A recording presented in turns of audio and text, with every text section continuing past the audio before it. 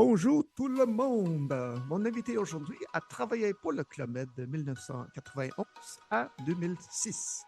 Sa première saison s'est déroulée au Club Med de Wengen en Suisse en tant que moniteur de ski. Sa mère était professeure de danse au Club Med et il a visité le Club Med pour la première fois à l'âge de 10 ans, alors que sa mère enseignait au Club Med de Cadaqués en Espagne. J'ai eu le plaisir de rencontrer mon invité lors de l'étape du chef de sport à Opio en France en février en 1999 où nous étions une vingtaine sur cette scène. Installé à Annecy, je souhaite la bienvenue à Fred Bardot. Hey Fred, comment ça va mon ami?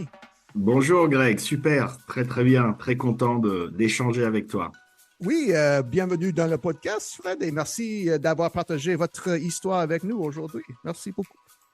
C'est un plaisir de partager ces souvenirs en tout cas. Comme je l'ai mentionné dans votre introduction, votre mère était professeure de danse au Club Med, n'est-ce pas?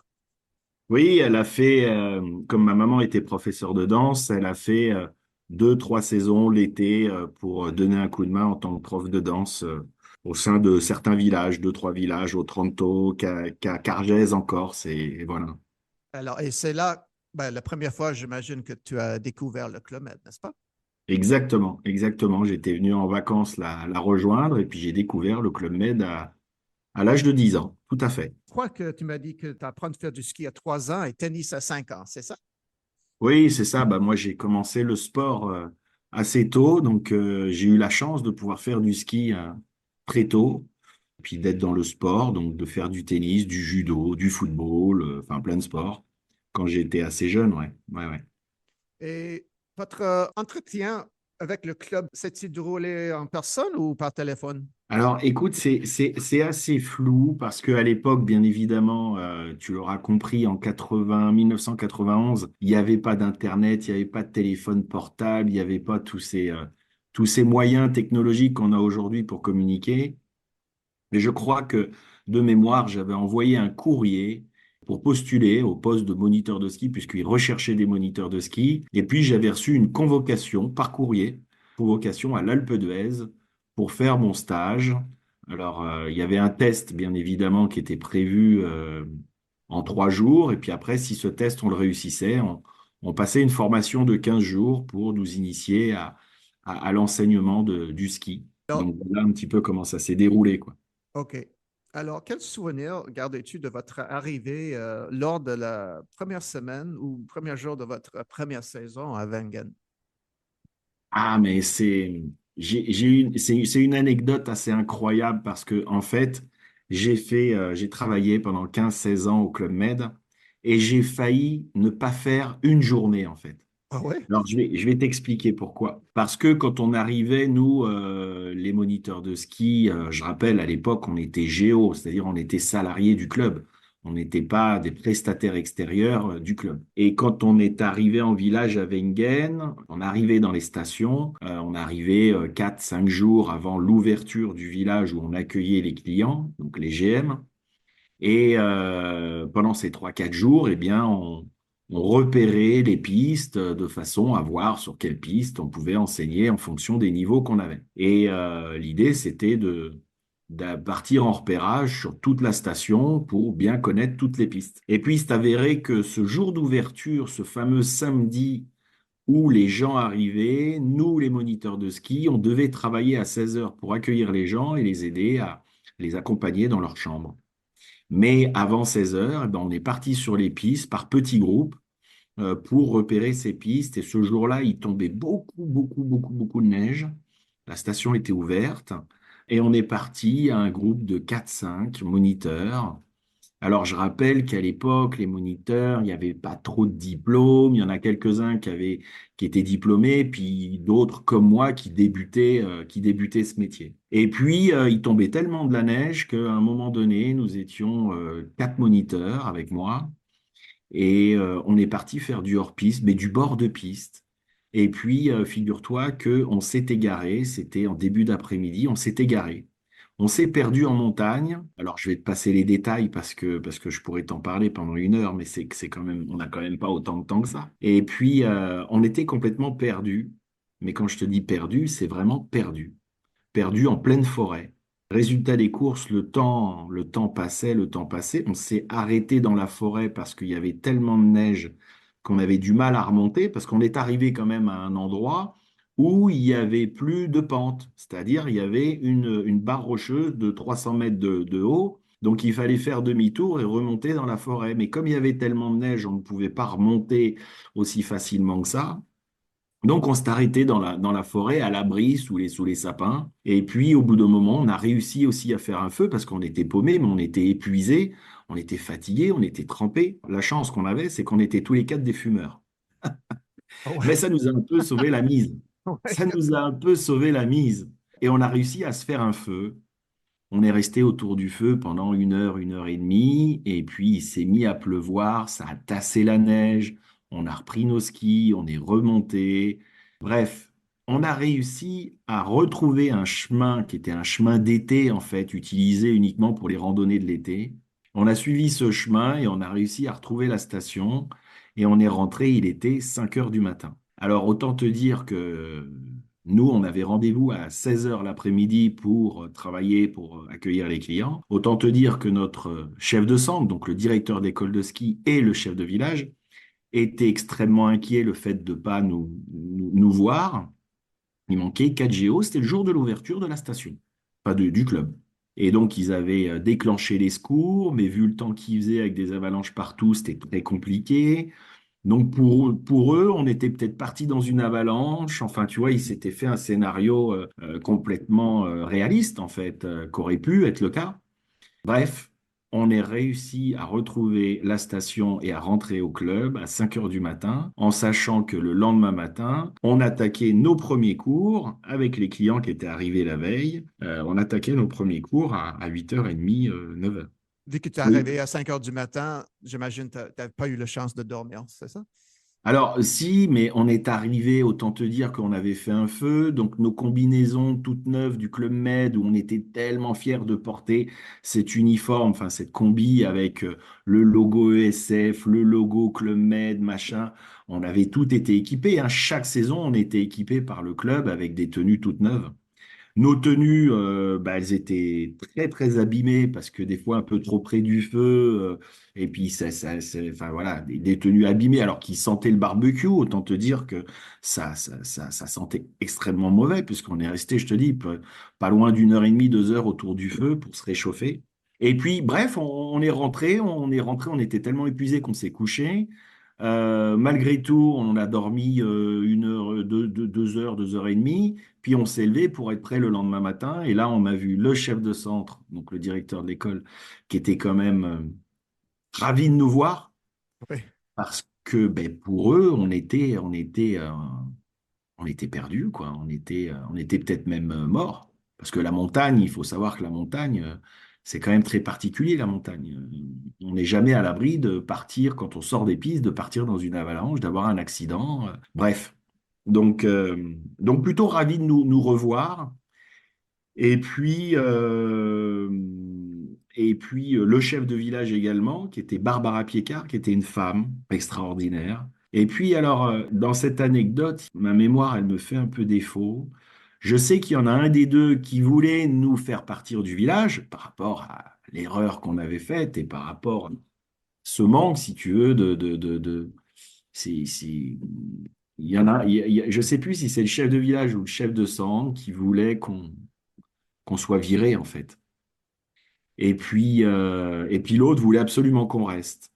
Alors, le chef de centre, le directeur de l'école, lui, c'était un ancien, il s'appelait Michel Ropart, on l'appelait Mouche à l'époque.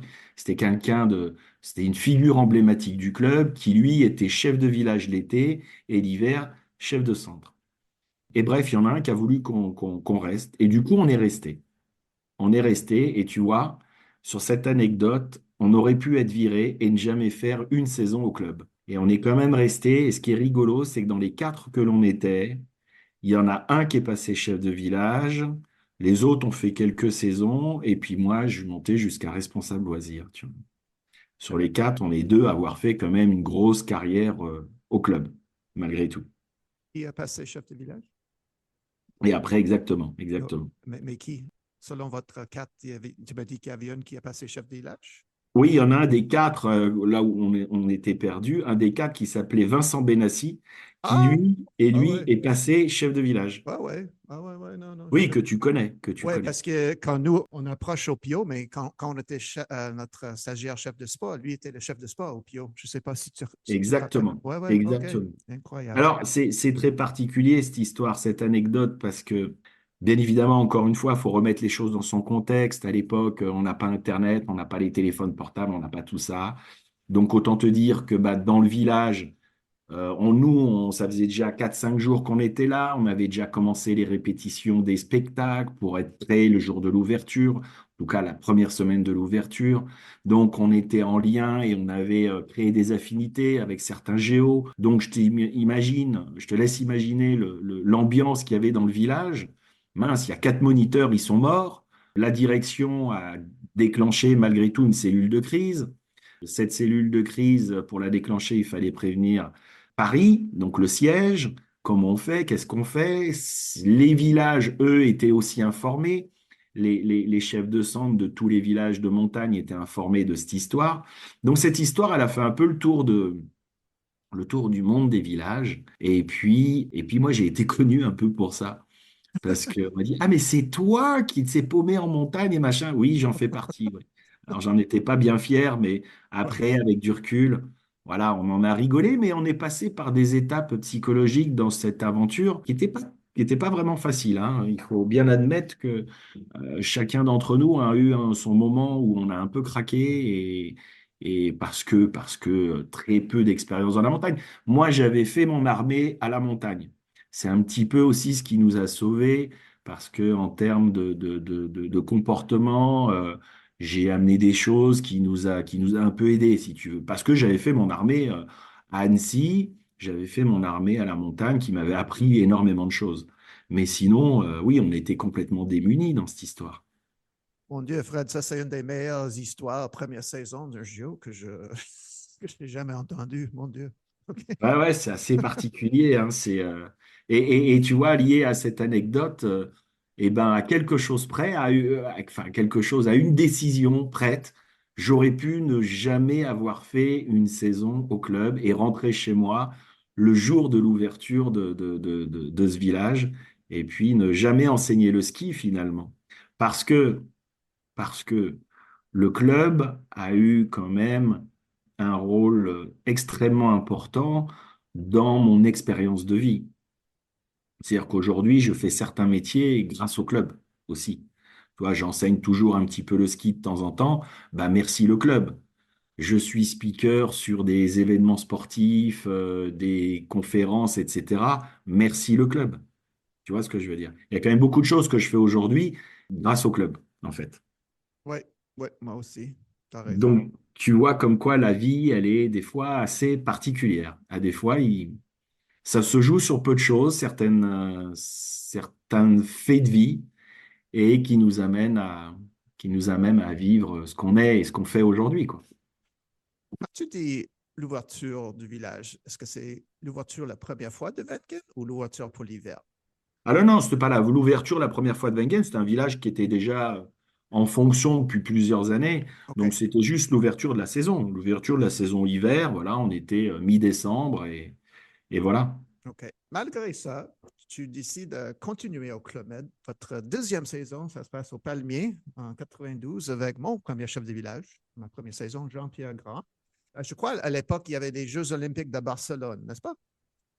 Ouais, ouais, exactement. Ben, moi, quand je suis arrivé à Palmiers, en Turquie, qui était un village, à l'époque, un village un peu phare du Club Med, parce que c'était un village qui était ouvert assez récemment. Très, très beau village.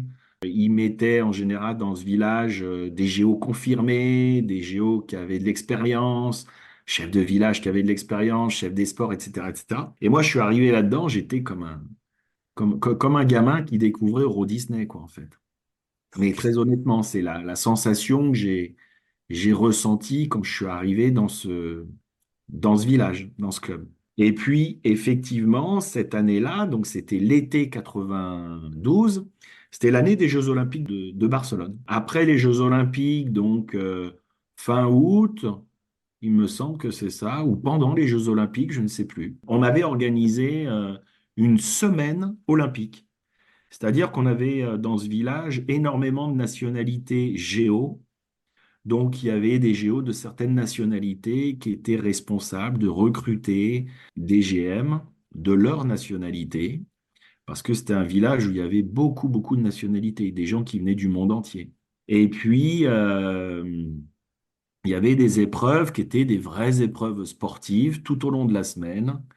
Mais avant ces épreuves sportives, on avait procédé à une cérémonie, comme les Jeux Olympiques classiques, à une cérémonie d'ouverture, avec toute une mise en scène, mais exceptionnelle, avec la participation de plus de 200 géos. Donc ça a demandé de la part de l'équipe d'animation, de l'équipe des sports, de l'équipe géo en général, une mise en œuvre extraordinaire et une participation de chacun.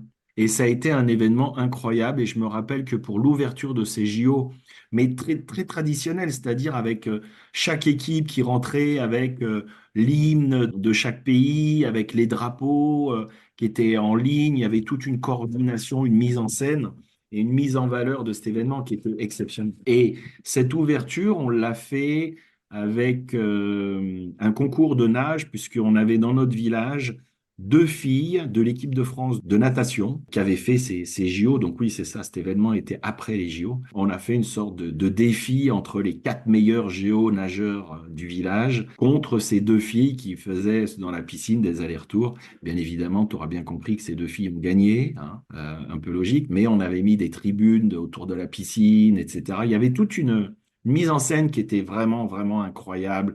Avec, à l'époque, on pouvait le faire, puisque maintenant, c'est interdit, mais à l'époque, on avait fait un spectacle de feu pour, euh, pour finaliser cette cérémonie des Jeux Olympiques. On avait vraiment fait un événement incroyable que moi, j'ai jamais revu en village, mais qui m'a profondément marqué parce que c'est ça. Moi, j'étais comme un gamin qui découvrait Euro Disney et je me disais, mais c'est quand même fou qu'on puisse arriver à faire ce genre d'événement pour les clients et finalement de les surprendre. On les surprenait, les gens, en proposant ce genre d'événement, avec aussi peu de moyens finalement. Alors, il y avait toute une équipe technique, animation, maintenance, qui avait fait les anneaux, qui avait fait plein de trucs en termes de besoins matériels. Mais finalement, ce qui faisait la force de cet événement, c'était nous, c'était les géos, quoi.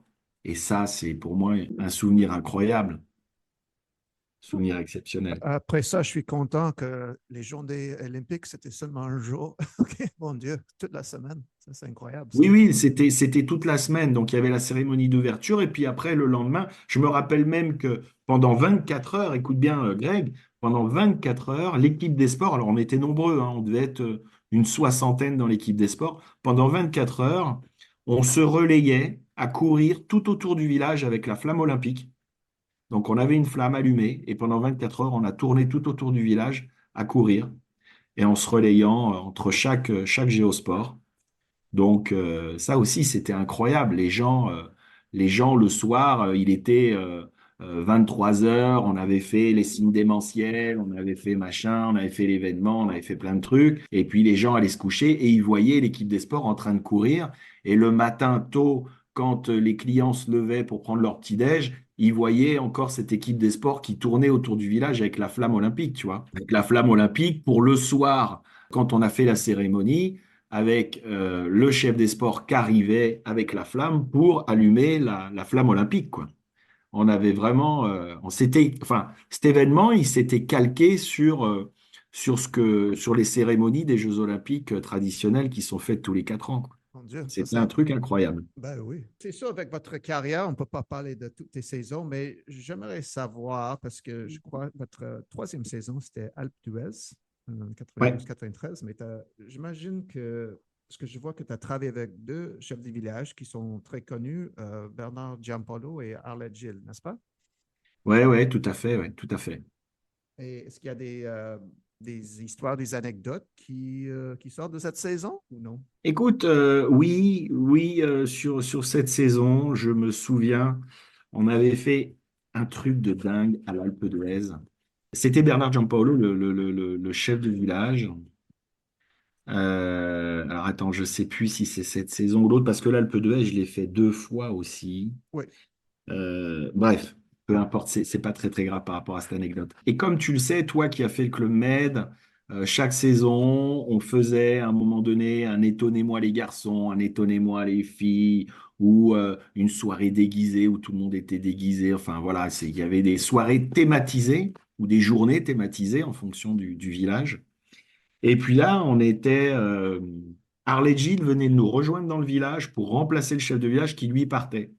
Donc Harley Gilles, cette chef de village emblématique du club, hein, qui est une figure emblématique du club, qui, paix à son âme, nous a quittés il y a quelques années, venait d'arriver dans le village. Et puis, on avait une soirée jumeaux. Et moi, j'avais rencontré un gars qui était moniteur de ski avec qui on avait une complicité incroyable. On faisait même les cafés-théâtres le soir, chaque semaine. Et on avait des potes dans la station de l'Alpe d'Huez qui bossaient à l'événement de la station. Et ils nous avaient prêté 2 costumes de sumo. Alors les costumes de sumo à l'époque, c'était des costumes en dur, enfin je veux dire en latex. C'était pas des costumes gonflables comme on voit maintenant, donc des costumes super lourds. Et on avait réussi à prendre ces trucs, mais qui étaient énormes. C'était énormissime. Donc il a fallu prendre la voiture, faire 2 allers-retours parce que les 2 costumes dans la voiture tenaient pas. On a ramené ça dans nos chambres, on s'est habillés et le soir, on est descendus tous les deux avec ce costume, avec une sorte de casque qui faisait perruque sur la tête, qui nous faisait ressembler à des sumos. Et alors, ce qui était très rigolo, c'est que tout le monde était déguisé et l'Alpe d'Huez, pour accéder au bar, fallait descendre des escaliers. Et là, dans ces escaliers, habillés avec ce truc, on n'arrivait pratiquement pas à marcher. Les gens, ils hallucinaient quand on a descendu les escaliers, surtout que lui, mon pote Philippe Cognier, Philou, on l'appelait, il se casse la figure dans les escaliers. Et il tombe et il roule, il roule, il roule. Bien évidemment, il s'est pas fait mal parce que l'épaisseur du costume faisait que tu étais quand même protégé. Et puis donc, les gens, ils étaient surpris, en fait. On a réussi à surprendre les gens qui étaient au bar avec ces costumes-là. Mais c'est pas terminé. On est parti manger, donc autant te dire que pour s'asseoir et manger, bah, c'était pratiquement impossible. Et le soir, devait y avoir un spectacle, comme pratiquement, comme tu as connu au club, tous les soirs, il y avait des spectacles sur scène.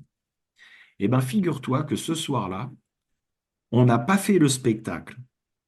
Et je vais te dire pourquoi. Parce que le chef de village, c'était donc Harley Gilles. Je ne sais pas si Bernard était encore là à ce moment-là. Bref, je savais que c'était Harley Gilles. On avait poussé tous les canapés, les fauteuils de l'amphithéâtre. Et on avait passé une soirée à faire des combats de sumo avec ces costumes-là, où on avait mis les gens dedans. Les gens faisaient des combats, mais c'était d'une rigolade. On a passé 2 heures de rigolade, mais à crever de rire. C'était un truc de dingue, mais de dingue. Et puis, finalement, Harley Gilles a décidé de ne pas faire le spectacle parce qu'il y avait une ambiance et il y avait un engouement vis-à-vis des géos déjà, des GM qui étaient là en vacances, dans ce truc complètement improvisé finalement. Et on a fait des combats de sumo toute la soirée avec ces 2 costumes. Ça s'est terminé vers 23 heures, tu vois, avec des gens, des fois, qui étaient tout petits, donc qui rentraient dans ce costume, la tête dépassait à peine du costume. Donc imagine la rigolade. Mais encore une fois, faut le raconter, c'est une chose, mais si on remet la situation dans son contexte, c'était complètement dingue. Et c'est la première fois et la dernière fois d'ailleurs que j'ai vu un chef de village dire non, non, mais là, on a un truc qui marche super bien, on fait pas le spectacle, quoi.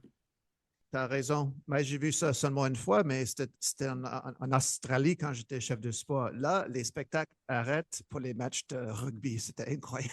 Ah ouais, ouais, Oh, ouais, oh ouais, oui, ouais. tous les Jeux australiens disent oh non, Greg, il n'y a pas de spectacle ce soir. C'est un très grand match de rugby. Oh, OK. Ah, ben c'est incroyable ça, des matchs de sumo au lieu de spectacle. J'adore ça. Est-ce qu'on peut passer à Kemer, 97 Kemer, avec Jonathan Bismuth? Ouais. Tu crois que tu as une anecdote de cette saison? Alors, à 97, je pense que c'était une saison référence pour moi. Alors déjà, le village, pour ceux qui connaissent un petit peu le Club Med, le village de Kemer était réputé pour être un village de fête, un village de vie, un village d'une dynamique incroyable. Mais au-delà de ça, et toi qui as fait le Club Med, je pense que tu pourras comprendre ce que je vais te dire, c'est qu'on avait la chance d'avoir un chef de village qui était exceptionnel. Mais quand je te dis exceptionnel, sur tous les plans, sur le plan de l'organisation, sur le plan du leadership, sur le plan de l'événement, parce qu'il était très, très sensible à l'événementiel, au spectacle. Donc, très impliqué dans les événements du village. Et c'était un village adulte, donc il n'y avait pas d'enfants. Je crois il y avait quelques ados, je crois, de temps en temps, mais c'était un village de fête. Et autant te dire qu'on a fait des événements complètement improbables. À l'époque, Kemer, il n'y avait pas de piscine, la grande piscine comme il y a eu après. Et à Kemer, ce qui était incroyable, c'est qu'au-delà du village, du chef de village, c'est qu'il y avait une équipe qui était exceptionnelle. Alors, je pense que le chef de village y est pour beaucoup. Y est pour beaucoup. Il y avait une complicité, une entente entre les Géos qui était formidable, que j'ai rencontré dans d'autres saisons, mais pas aussi avec autant d'intensité. Et figure-toi, une anecdote, alors, sur Kemer, je pourrais t'en raconter des dizaines des anecdotes, mais je vais parler de celle-là parce que c'était assez incroyable. Jonathan était quelqu'un qui aimait bien que les choses soient organisées, soient prévues, et les choses, on va dire, qui étaient un peu improvisées. Et c'est pas qu'il aimait pas, mais il avait trop peur que ça se passe mal, quoi, en fait. Et puis, une fois que la journée, la soirée était passée, on se retrouvait une grosse partie de l'équipe Géo tout au fond du village, dans la case, l'endroit le siège, on va dire, du ski nautique, puisque c'était un gros village où il y avait du ski nautique. Et puis, on se retrouvait là-bas. Il était quoi? Il était minuit et demi, 1 heure. Tu vois, les Géos avaient fini leur journée. Ils avaient fini la répétition pour les spectacles du lendemain. Et on se retrouvait à 10, 15, 20, des fois un peu plus, tu vois, au fur et à mesure, on se retrouvait de plus en plus. Et cette case de ski nautique était à proximité du nightclub qui, lui, était en extérieur sur la plage. Et un jour, tu as le responsable, comment on appelle ça, bagage, à l'époque, on appelait ça comme ça, qui était un Turc et qui était venu boire un coup avec nous, et il avait sa camionnette de bagages. Et on a tous pris la camionnette, on est parti sur la plage avec la camionnette et on est rentré dans le nightclub avec la camionnette. Et derrière la camionnette, on était, je sais pas, une quinzaine, une vingtaine de géos. Sur la piste de danse, on est sorti de cette camionnette avec la musique au taquet, on s'est mis à danser et il y avait une ambiance incroyable. Et on a fait ça 2, 3 jours. Jonathan, on n'avait pas vu parce que Jonathan, il était déjà au lit à ce moment-là, même s'il passait au nightclub à l'ouverture. Mais nous, on arrivait dans cette boîte de nuit, il était quoi, 1 h30, voire 2 heures du matin, il était déjà tard. Et puis, quand il a su ça, il nous avait mis une branchée pour qu'on arrête de faire ce genre de choses. Alors imagine, c'est un village fête. Donc pour remettre dans le contexte, on a une boîte de nuit qui est quand même pleine à craquer, qui est blindée.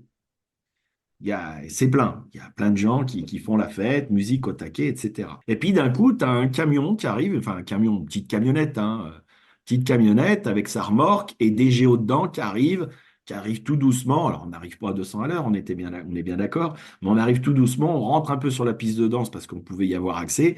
Et puis, hop, tu as tous les géos qui sautent de cette camionnette et qui montent sur les tables, qui montent sur les murs et qui dansent au taquet. Il y avait une ambiance, mais Greg, de malade mental. Et donc, Jonathan, quelques jours après, nous fait une réunion, je veux plus voir ça, etc., etc. Et la semaine d'après, on arrive à l'embarquer comment ça s'appelle, à la case de ski nautique, et on a réussi à le faire monter sur cette camionnette et à arriver dans le nightclub avec lui alors qu'il nous avait interdit de le faire avant. Et il nous l'avait interdit à juste titre parce que on montait sur des tables et cet endroit-là, dans ce nightclub, c'était un endroit qui était utilisé pour le restaurant le soir à 19 h, restaurant typique où on proposait des spécialités aux gens. Et puis, à force de monter sur les tables, on en a cassé quelques-unes des tables, si tu veux. Donc, Jonathan, il pétait un peu les plombs. Et donc, la semaine qui suivait, on a réussi à le faire monter dans cette camionnette, à le faire arriver au nightclub à 1 h du matin. Jonathan était quelqu'un qui buvait pas d'alcool, qui avait une vie quand même très, très saine. Et on avait réussi à l'embarquer avec nous dans ce truc-là. Et puis bon, tu vois, le chef de village nous branche la semaine d'avant pour pas faire ça, c'est pas normal de se comporter comme ça, etc., etc. Ils avaient fait un peu la morale. Et la semaine d'après, on avait réussi à l'embarquer dans notre délire. Après, on l'a pas fait toute la saison, on l'a fait que quelques fois, ça, et puis voilà. Mais c'était une anecdote assez sympa parce que ça générait une ambiance, ouais, de dingue, quoi. Les gens, tu croiserais des gens aujourd'hui, ils t'en reparleraient, quoi. Ça, c'est excellent, Donc ça. voilà. Ouais, ouais, des choses que tu vois aujourd'hui au club, je ne sais pas si ça pourrait se refaire, ce genre de situation, tu vois. Ouais, c'est un peu calme maintenant, je crois. Ouais. On était chanceux quand on était là à l'époque, je crois. Ah, mais tu l'as dit, c'est exactement ça. Moi, je trouve que j'ai conscience que j'ai eu la chance de vivre une époque exceptionnelle au club alors je crache pas sur le club d'aujourd'hui parce que le club a besoin aussi d'évoluer avec son temps et c'est tout à fait normal. Mais je sais qu'aujourd'hui, les choses que j'ai vécues au club, je pourrais pas les revivre de la même manière, tu vois. Ouais, ouais, Ouais, exact. ouais, Oh, la chose, moi, qui m'a le plus marqué au club, si tu veux, c'est qu'on avait les équipes géo, cette capacité à surprendre les gens. Je vais dire facilement, mais il n'y avait pas Internet, il n'y avait pas les télés dans les chambres, il n'y avait pas les réseaux sociaux, il n'y avait pas tout ça. Donc on arrivait à les surprendre avec le moindre événement qu'on mettait en valeur, qu'on faisait vivre. Je peux te donner un exemple tout con. On faisait des jeux café après manger le midi. Donc des jeux café à 13h30, 14h30. Et je me souviens, à Naples, on faisait un concours de crachat de noyaux d'olive. Ouais, Très, très, très con le jeu, hein. ouais. Très, très con le jeu. Mais sur des jeux café comme ça, on avait 20, 30 personnes qui venaient rigoler, qui venaient se prendre au jeu. Et un concours de crachat de noyaux d'olive, on s'est retrouvé à 200 personnes sur le jeu. Parce que, ben, on a mis une ambiance de dingue, c'était très improvisé en fait. On avait rajouté de la musique, on avait mis des géos sur le bar qui dansaient, et puis il y avait une musique spéciale à chaque fois que quelqu'un crachait son noyau d'olive, il fallait viser dans un seau. Mais le truc tellement basique, tellement, j'ai envie de te dire presque idiot, mais la façon dont les géos, ils étaient présents, ils avaient amené les GM et puis on en rigolait, puis après on les mettait alignés, ils crachaient les noyaux d'olive. Mais c'était hilarant, quoi. Alors tu vas te dire, ah bah tiens, c'est bizarre, un concours de crachot de noyaux d'olive, l'ambiance que ça génère, c'est pas possible. Bah si, si, on a réussi à faire des choses un peu improvisées comme ça, qui faisaient que d'un événement un peu simple, ça pouvait se transformer en un gros truc d'ambiance festive, de rigolade. Et ça à l'époque, c'était assez fréquent de faire des événements de ce style-là et qui prenaient une ampleur incroyable, quoi. Alors, février 99, j'aimerais savoir quels sont tes souvenirs de l'étape du chef de sport à Opio. Bah, écoute, alors c'est assez paradoxal parce que j'ai pas énormément de souvenirs, mais la chose dont je me souviens, c'est que Opio déjà était un village pas bord de mer. C'était un village en France, un village orienté golf, parce qu'il y avait beaucoup de golfeurs qui venaient dans ce village. Mais la chose dont je me souviens, c'était le groupe qu'on était. Le groupe qu'on était avec des géos qui venaient d'horizons différentes, de différentes activités sportives. S'il y a bien une chose qui m'a marqué, c'est qu'on était tous passionnés par le Club Med, en fait. On était passionnés par ce partage entre nous, par, euh, par ce côté un peu leadership que chacun d'entre nous avait, le partage des expériences des villages qu'on avait fait précédemment. Et ça, c'est quelque chose qui m'avait marqué avec un certain Alain Descoings qui avait encadré ce stage, qui était un homme qui m'a marqué parce que j'ai jamais eu l'occasion de travailler avec lui en village, mais qui nous avait fait cette formation. Et c'est un gars ouais, qui m'a marqué par sa bienveillance, sa gentillesse, son expérience qu'il nous faisait partager.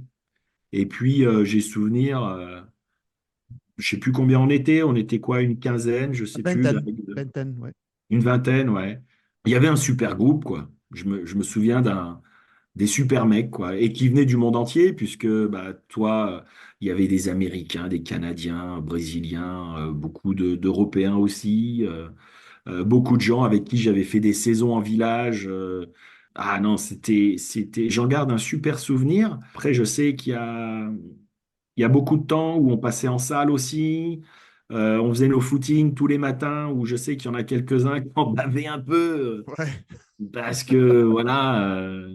On était au Mais night l'éveil. ce qu'on demandait au chef des sports, c'était pas d'être le super sportif exceptionnel. Ce qu'on demandait au chef des sports, c'est d'être un bon manager, quelqu'un qui arrivait à fédérer les hommes, quelqu'un qui arrivait à mettre en place des activités rapidement pour qu'elles soient au service du client, tout en respectant l'enseignement, la pédagogie, la sécurité et puis la mise en valeur des activités. En fait, c'était ça le but, le rôle d'un chef des sports.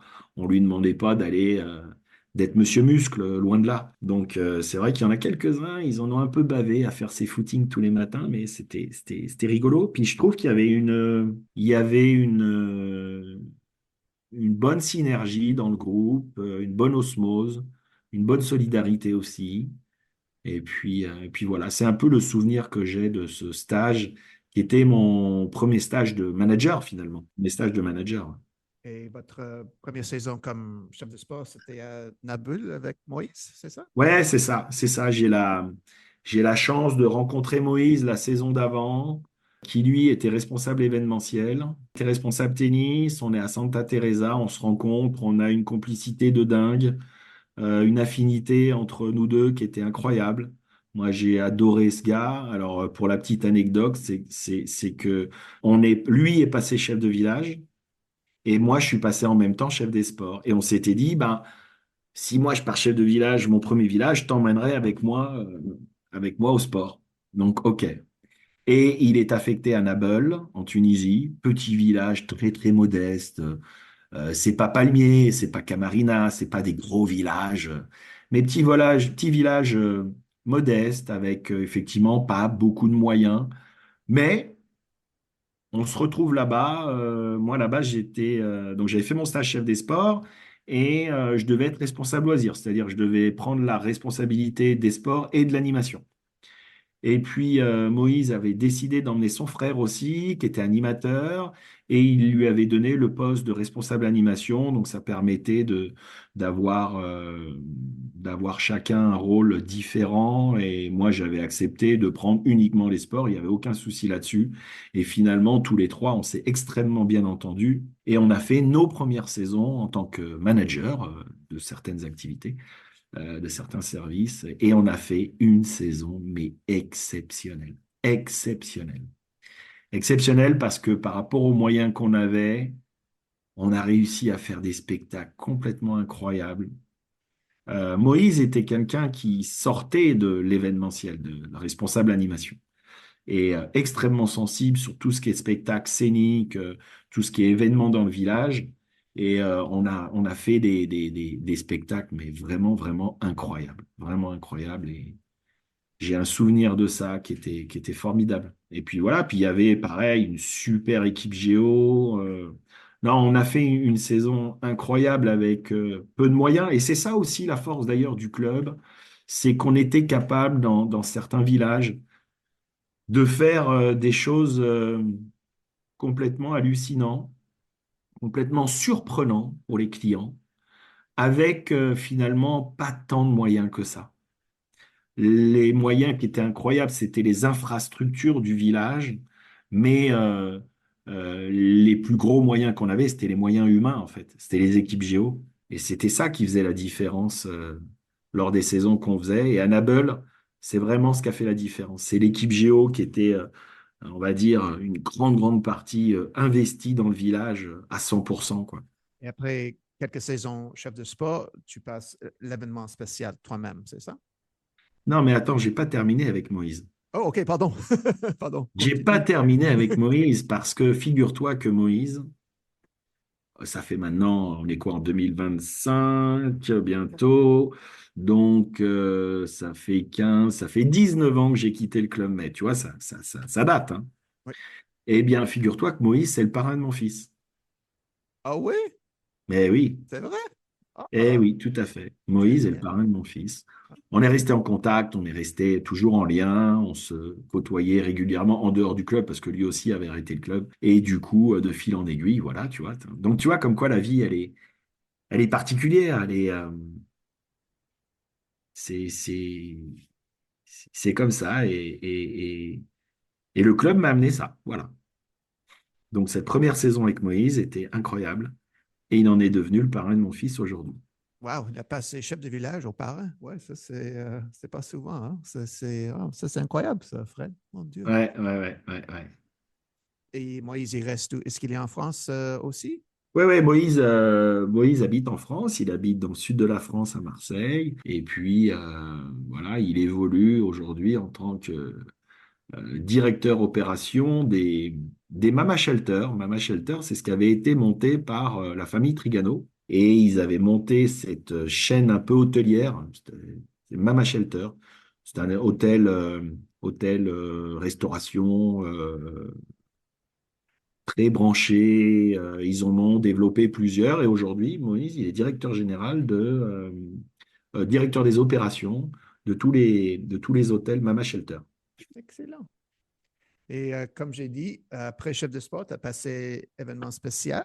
Alors après chef des sports, me suis orienté sur l'animation parce que ma volonté était de passer chef de village aussi à un moment donné.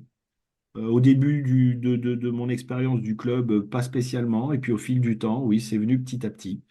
J'ai fait la deuxième saison en tant que chef des sports à Vittel, Oui, Vital avec c'était un gros Eric village Bertrand. Ouais.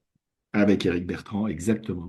Qui Éric Bertrand m'a fait passer responsable événementiel, où pareil, on avait fait une formation incroyable qui était en Tunisie, à Djerba la Douce, avec plein de géos d'ailleurs qui avaient fait le stage chef des sports aussi avec moi. C'était assez rigolo.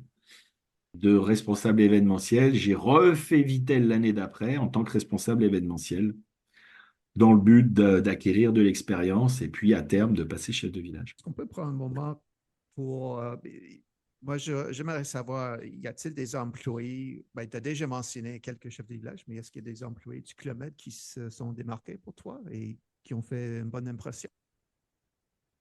Ben oui, oui, alors c'est très complexe parce que le Club Med finalement est une aventure humaine en fait.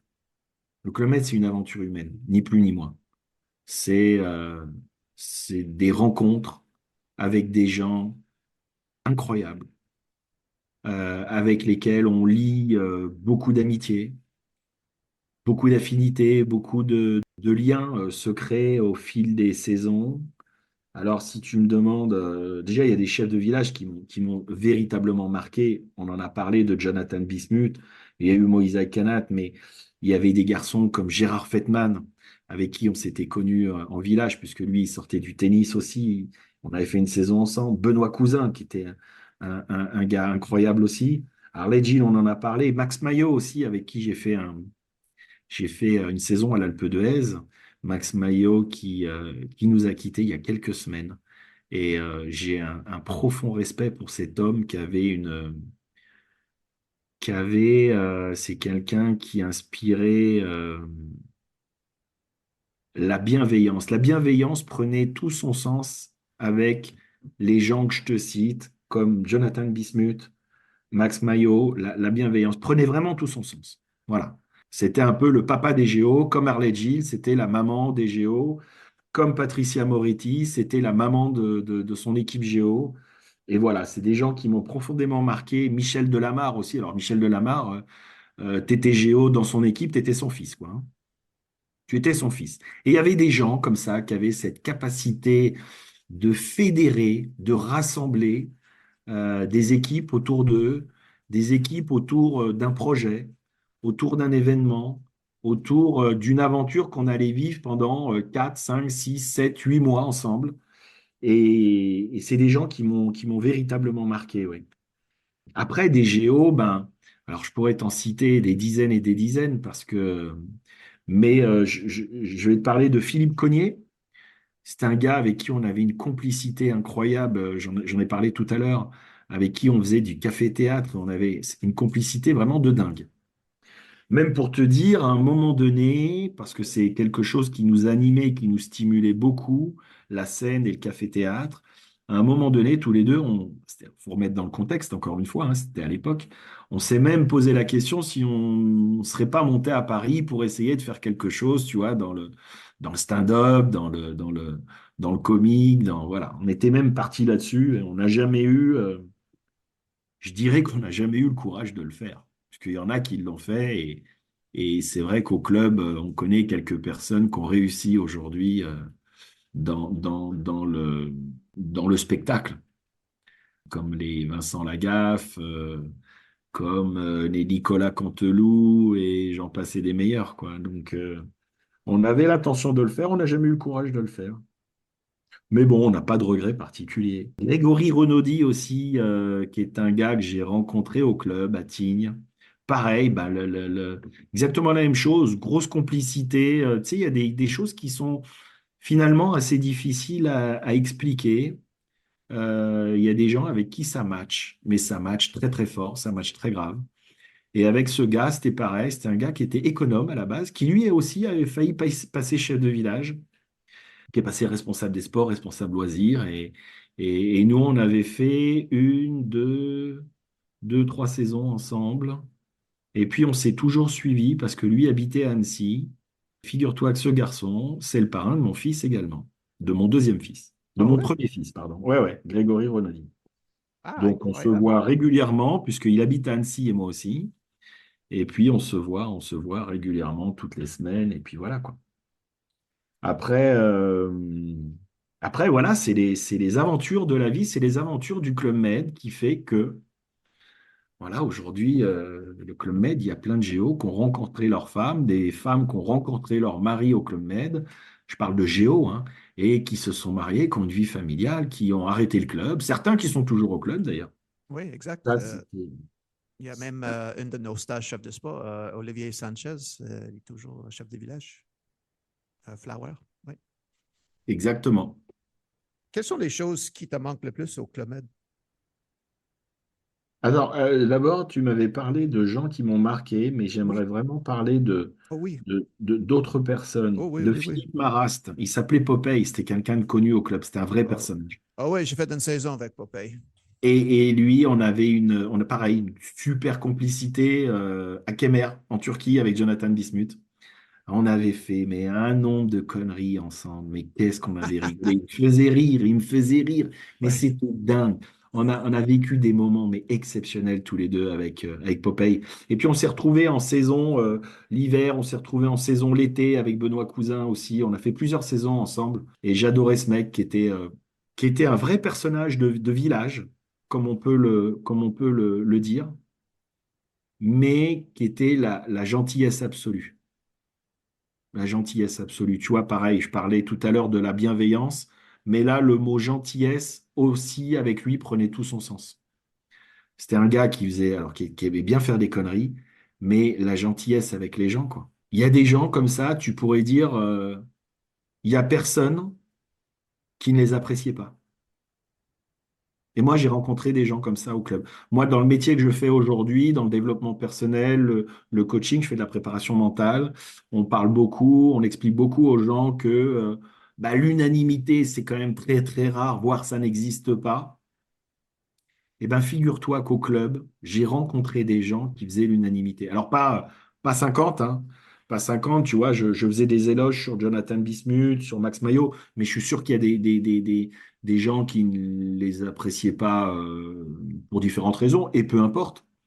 Mais il y a certaines personnes qui se comptent sur les doigts d'une main, et je pense que Philippe Maras, Popeye, c'était un gars qui était véritablement apprécié de tout le monde. En tout cas, c'est ce que je ressentais. Oui, oui, tout à fait.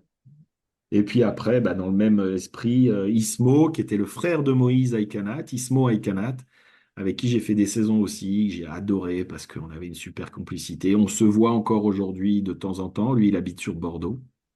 Et puis, il y a aussi une personne dans mes équipes que j'ai eues qui s'appelait Clémentine Durand, qui était une grande régisseuse du club, avec qui j'ai travaillé. Moi, qui était un personnage aussi incroyable, quoi, qui faisait des spectacles de malades, des spectacles ultra originaux, des spectacles carrés. Voilà, quelqu'un qui aimait le club, qui transpirait la scène, qui connaissait parfaitement son travail. Elle m'a appris beaucoup de choses, Clémentine. C'est une fille que j'ai rencontrée lors de ma première saison responsable événementiel, responsable animation, et elle m'a appris beaucoup de choses, comme une grande partie de l'équipe technique. J'avais un gars qui s'appelait Emmanuel Esteves, qui était mon responsable son. Pareil, il m'a appris beaucoup de choses. C'était des artistes, en fait. C'était des artistes, c'est exactement ça. C'était des artistes. Et voilà, je te fais un peu quelques personnes géo qui m'ont marqué dans ma carrière du club, mais encore une fois, je pourrais t'en citer bien plus et on n'a pas tout le temps pour ça aussi, Ouais, quoi. ouais, exact. Alors, tu me posais la question, ce qui me manque le plus aujourd'hui par rapport au club, et je dirais moi qui adorais monter sur scène, faire des spectacles, créer des spectacles aussi. Je vais dire, c'est peut-être ce qui me manque le plus aujourd'hui. C'est peut-être ce qui me manque le plus parce que j'aimais ça, j'aimais le partage avec les géos, j'aimais la manière de pouvoir créer des choses un petit peu sans limite ou sur certaines saisons, je prends l'exemple de Vitel, on a fait un spectacle qui s'appelait Don Quichotte avec plus de 200 géos, quoi. 200 personnes costumées, mise en scène, lumière, son, etc. Spectacle extérieur, avec Clémentine Durand d'ailleurs. Et c'était, c'était exceptionnel, quoi. Donc ça, c'est ce qui me manquerait le plus. Après, moi qui aimais beaucoup le sport, c'est aussi la possibilité chaque jour d'aller faire du sport. Et grâce au club, j'ai découvert aussi des sports nautiques comme le ski nautique, la voile. Ces sports-là, moi, je les connaissais pas avant le club. J'ai découvert ces activités-là au club où j'en ai fait beaucoup, beaucoup, beaucoup. Le golf aussi, j'ai découvert le golf au club. J'ai appris à faire du golf au club, etc. Moi qui aimais le sport, les infrastructures qu'il y avait dans les villages dans lesquels j'ai travaillé, j'ai jamais rencontré des infrastructures ailleurs d'aussi grande qualité et aussi variées, quoi. Donc je dirais que c'est un peu les deux choses qui me manquent. Et puis, euh, et puis voilà, le partage, l'aventure avec les gens qu'on rencontrait chaque saison, c'est un petit peu ce qui me manque, on va dire. Voilà, c'est les trois choses, c'est ces trois choses-là. Et je crois que tu as 3 saisons magiques, n'est-ce pas, de toutes tes saisons? Parce que moi, je demande aux gens des fois, est-ce que tu as trouvé que votre première saison était magique d'une manière ou d'une autre? Mais je crois pour toi, c'était Palmier, Ting et Kemer, c'est ça? Ouais, parce que Palmier, c'était ma première saison. Donc, comme je te le disais au début de cette interview, j'étais un peu en termes de sensations, j'avais l'impression de découvrir Euro Disney, quoi, en fait. C'est assez particulier, hein. Je sais pas pourquoi je dis ça, mais je suis arrivé dans ce village, bon, ok. Puis je voyais les événements qui se faisaient au quotidien. Moi, j'adorais, donc je me mettais dans ces événements, dans les spectacles, dans les trucs. Et puis, je sais pas, c'était l'infrastructure du village qui était comme ça, qui faisait que je ressentais ça. Les Turcs, les locaux, les Turcs étaient très, très accueillants, qui étaient d'une gentillesse incroyable. C'est une des populations mais que j'ai véritablement aimé, quoi. Et puis l'équipe Géo, enfin, il y avait un tout qui faisait que j'en garde un un souvenir mémorable, quoi. Donc Palmier, oui, ça a été. Parce que ça, c'est une grosse saison, Palmier, hein. C'est des saisons qui faisaient entre 7 et 8 mois, je crois, hein, à peu près, hein, de mémoire. C'est des grosses, grosses saisons. Donc voilà. Et puis après, bah, Tignes, oui, Tignes, parce que à la base, je viens du milieu du ski. moniteur de ski. Et puis, c'est vrai que cette année-là, il y avait une équipe de moniteurs de ski où on s'est retrouvé à 5-6 à avoir grosse affinité, grosse complicité entre nous. On faisait des sorties entre nous, on faisait des trucs de dingue. Et puis, le chef de village, c'était Jonathan Bismuth aussi, cette année-là. Donc, on a vécu une saison exceptionnelle. C'était la réouverture de Tignes. Ils avaient fait toute la rénovation de ce village. Et puis, on faisait la réouverture avec Jonathan Bismuth, avec Philippe Roca, chef de centre, et puis et une grosse équipe d'animes que je connaissais puisqu'on venait de faire Kemer ensemble la saison d'avant avec Jonathan. Et pour la petite anecdote, c'est que la régisseuse, cette année à Tignes, a accouché d'une petite fille qui aujourd'hui est géo au club. Elle s'appelle Mila. Et sa maman s'appelait Anouk, elle était régisseuse. Elle était en couple avec l'ingénieur du son. Et cette saison-là, elle était enceinte et elle a accouché durant l'hiver d'une petite fille qui s'appelait Mila, qui est géo aujourd'hui au club. Son papa est toujours au club. Anouk, elle, nous a quittés il y a quelques années. Voilà, c'est des gens qui m'ont profondément marqué et que j'ai beaucoup aimé. Et Tignes a été une saison complètement incroyable dans tous les niveaux, sur l'enneigement, sur l'enseignement, le ski, sur l'équipe pour elle-même, sur les spectacles, sur tout. Ouais. Ah ouais, c'est des super souvenirs que j'ai. Et puis on avait dit un autre village, Greg, il me semble. Kemer. Oui, Kemer, bah, la saison d'avant en fait. La saison d'avant avec Jonathan Bismuth, avec au-delà des moniteurs de ski, une équipe de dingos, avec un chef de sport qui s'appelait Franck Brun, qui était aussi Ah ouais, Franck.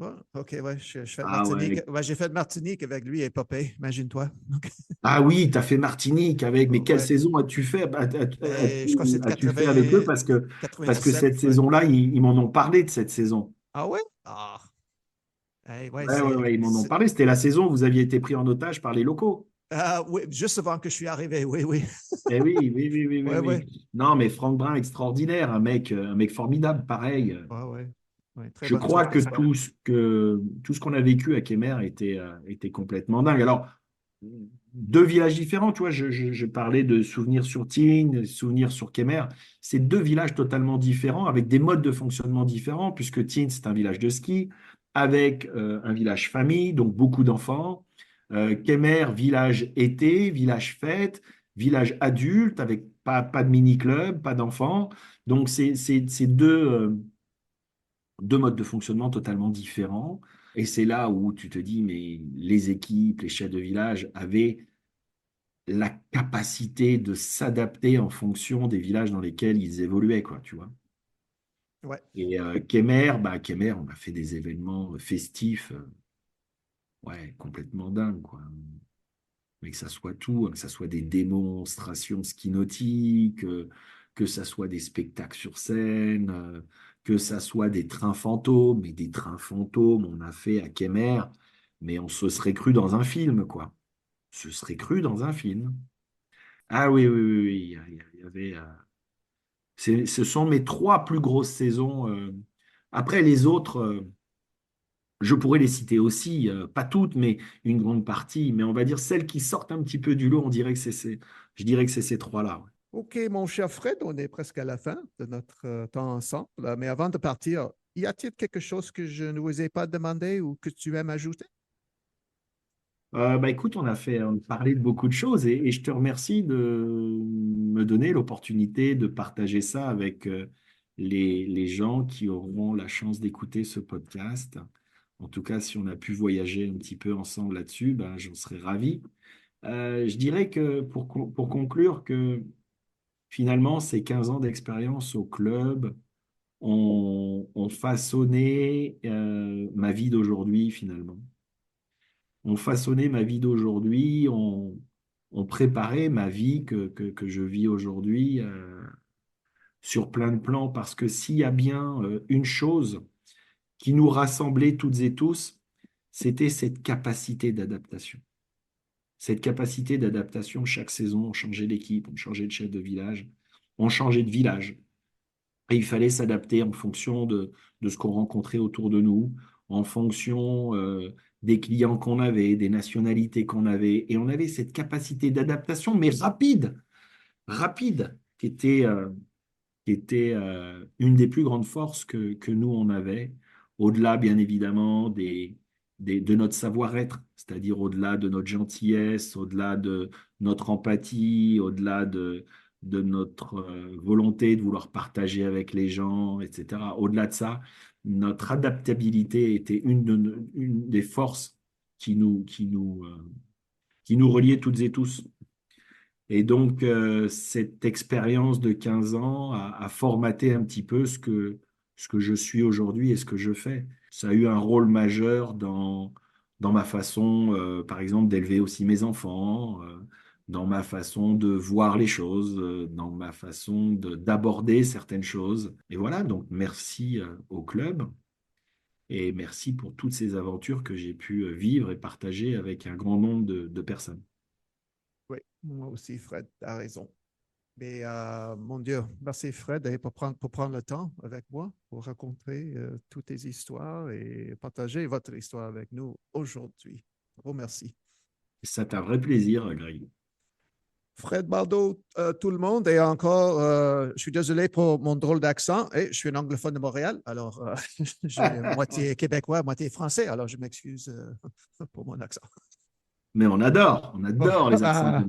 Merci. Alors, Fred, c'est ici que nous disons au revoir à nos auditeurs. Eh ben, au revoir et merci à tous et profitez de la vie, elle est trop belle. Ouais, excellent. Allez, tout le monde, à la semaine prochaine. Bye.